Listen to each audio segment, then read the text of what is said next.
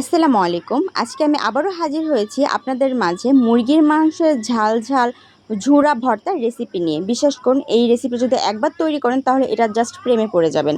এজন্য আমি নিয়েছি এখানে মুরগির মাংস, শুকনা মরিচ, কাঁচা মরিচ, পেঁয়াজ, রসুন। এবার একটি পাত্রে আমি ঢেলে নিয়েছি কিছু পরিমাণে তেল। এখানে আমি তেলটা ভালোভাবে গরম করে নেব। তারপরে দিয়ে নেব কয়েক টুকরো শুকনা মরিচ এবং কাঁচা মরিচ। এই দুটি ভালো করে ভেজে নেব। আসলে অনেকেই আছে মুরগির মাংস পছন্দ করে না, কিন্তু ফ্রেশ মাংস রেখে শুধু হাড়ের মাংসটাও খেয়ে নেয়। কিন্তু এভাবে যদি আপনি কখনো বাসায় তৈরি করেন তাহলে হাড়ের মাংস রেখে শুধু এই মাংসের রেসিপিটা দিয়ে খেতে পারবেন।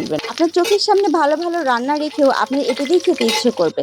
অনেকেই বলে মাছে ভাতে বাঙালি, কিন্তু আমি বলবো ভর্তা ভাতে বাঙালি। ভর্তাটা এতটা সুস্বাদু, জাস্ট বলার মতো না। ওয়াও! আমার অসম্ভব পছন্দের একটি ভর্তা, যেটি হলে আমি নিমেষে 2 প্লেট ভাত খেয়ে নিতে পারি।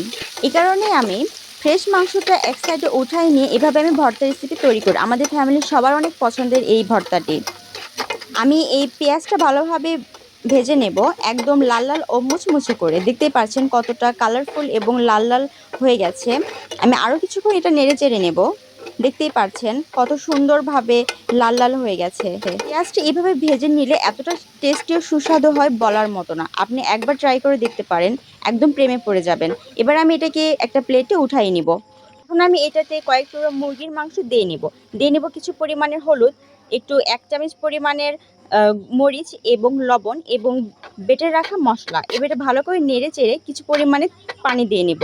পানিটা দিয়ে একটু লো আঁচে এটাকে ভালো করে রান্না করে নেব। দেখতে হবে এটা কিন্তু লো আঁচেই করতে হবে এবং ভালোভাবে সেদ্ধ হয়ে যাবে। এটাকে আমি ঢেকে দেব।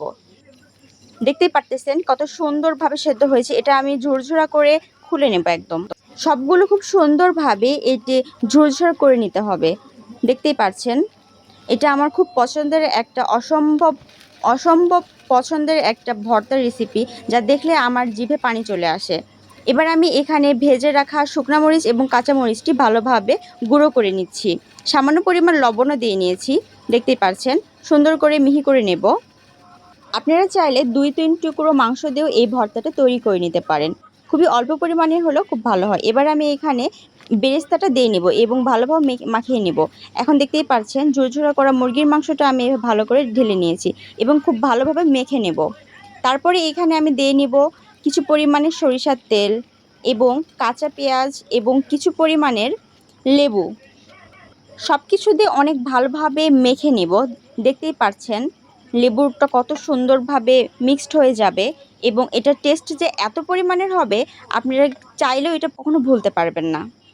যারা কখনো মুরগির মাংস খান না তাদের এটা অনেক পছন্দের একটা ভর্তা হবে, আমি গ্যারান্টি সহকারে বলতে পারি। আপনারা বাসায় এটা ট্রাই করে দেখতে পারেন। এটি খুবই লোভনীয় এবং অনেক সুস্বাদু একটা ভর্তা। আমাদের বাঙালিদের জন্য ভর্তা ছাড়া কোনো বিকল্প নেই। আমি এটা দিয়ে নিমেষেই 1 প্লেট ভাত খেয়ে নিতে পারি। আপনারাও দেখবেন, আপনারা যখন খেতে শুরু করবেন তখন আপনাদের ভাতে শর্ট পড়ে যাবে, এতটা টেস্টি ও সুস্বাদু। আমার ভর্তাটি যদি আপনাদের ভালো লেগে থাকে তাহলে অবশ্যই কমেন্টে জানাবেন। সবাই তো অনেক রকম করে তৈরি করার চেষ্টা করে, কিন্তু আমি এটা একটু উন্নত মানের তৈরি করে দেখালাম। আপনারা চাইলে এটার ঝালটা একটু কম বেশি করে নিতে পারেন। দেখতেই পাচ্ছেন কত সুন্দর। আমার তো দেখে এখনই খেতে ইচ্ছে করছে।